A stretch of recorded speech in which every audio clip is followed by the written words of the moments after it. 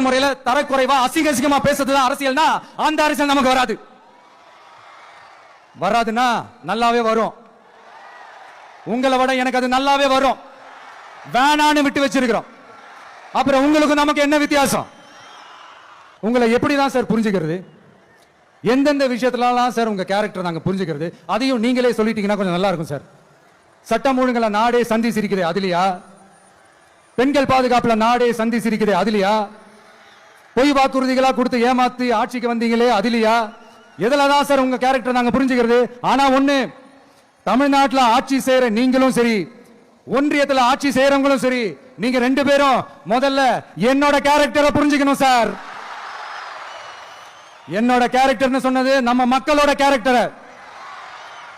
2026 சட்டமன்ற தேர்தலோட அந்த கேரக்டரே கொஞ்சம் வேற மாதிரி சார். அதை கொஞ்சம் தயவு செஞ்சு நீங்க புரிஞ்சுக்கணும் சார். புரிஞ்சுக்கலன்னா மக்களே உங்களுக்கு புரிய வைப்பாங்க சார். கான்பிடென்டா இருங்க சார். நல்லதே நடக்கும் சார்.